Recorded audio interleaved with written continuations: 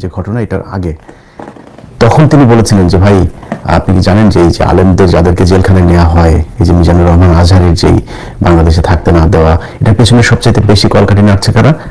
এই এই যে ইসলামী আন্দোলন, যে চরমনের যেসব ওই যে হাফিজুর রহমান কুয়াকাটা, তারপরে তার ভাই, এগুলো। তো এরা বহু আগে থেকেই ভণ্ড, এবং সবচাইতে বড় যে স্পর্শকাতর বিষয় সেটা হচ্ছে যে ভারতের সাথে তাদের যে সংযোগের অভিযোগ আছে সেটা অনেক গুরুত্বপূর্ণ বিষয়। তো এই কারণে তাদের ব্যাপারে আমি জামাতকে তখন সতর্ক করেছিলাম যে দেখেন আপনারা এই কাজটা করেন না। তখন তারা একটা উত্তর দিয়েছিল যে ইসলামী অন্য জামাত ইসলামের বাইরে যে দলগুলো আছে তাদের মধ্যে এই ইসলামী আন্দোলনের একমাত্র তাদের সারা দেশব্যাপী বেশ কিছু মাদ্রাসা আছে এবং তাদের সাংগঠনিক কিছু কার্যক্রম আছে, যে কারণে তারা চায়। আর আরেকটা কথা বলেছিলেন যে এটা একমাত্র দল যেটা কিনা সবসময় এই খুব নোংরা ভাষায় কটাক্ষ করে এবং আজে বাজে কথাবার্তা বলে, তো কিছু খানাপিনা দিয়ে এদেরকে পাশে বসায় রাখা আর কি, অনেকটা এরকম জামাতের একটা পলিসি ছিল। তো ওই দিন আমি ওই নেতাকে বলেছিলাম যে এরা কিন্তু আপনারা যদি ক্ষমতায় যান, মনে করেন তাদেরকে 30টা আসন দিলেন বা 50টা আসন দিলেন, ওই সময় তারা বোধহয় আমার যতটুকু মনে আছে 100 আসন চাচ্ছিল।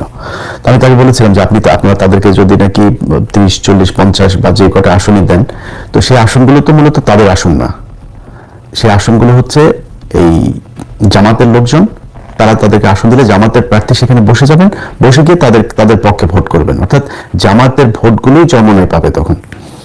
এখন আপনি তাদেরকে 40টা বা 50টা আসনের ভেতরে মনে করেন 20টা আসন তারা পেল, 20টা আসন যদি পেয়ে তারপরে আপনি সরকার গঠন করলেন, যদি জামাত ইসলাম এবার ক্ষমতায় আসেও, সেটার একটা সম্ভাবনা তো তৈরি হয়েছে, যদি আসে সেক্ষেত্রে আমি মনে করি যে বিএনপি বিশাল একটা ফাইট দেবে, তো খুব হাড্ডাহাড্ডি একটা লড়াই হবে এবার নির্বাচন, আমার বিশ্লেষণ।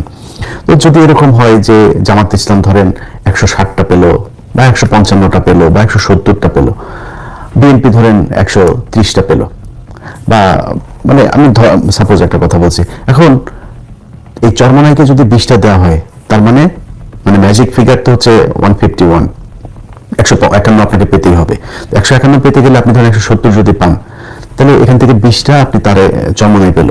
চরমোনাই যদি পায়, এখন চরমোনাই মাঝখানে গিয়ে বললো যে আমরা এই চাই, কারণ তাদের চাওয়া তো যেটা চাবে তারা সেটা চাবে, তো তারা বললো যে আমরা এখন এইটা চাই।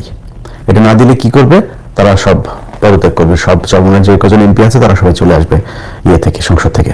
তখন চলে আসলে আপনার অবস্থাটা কি হবে? আপনি 170টা নিয়ে সরকারে আছেন, এখন আপনার তো 150 হয়ে যাবে, তখন আপনি তো সংসদ ভেঙে দিতে হবে, ক্ষমতা হারাবেন। তো এইসব জিনিসগুলো আমি খুব এইভাবে বলেছিলাম ওই সময়তেই। বলার পরে তারা বলেছিল ঠিক আছে দেখা যাক কি হয়। তো কি হয় সেটা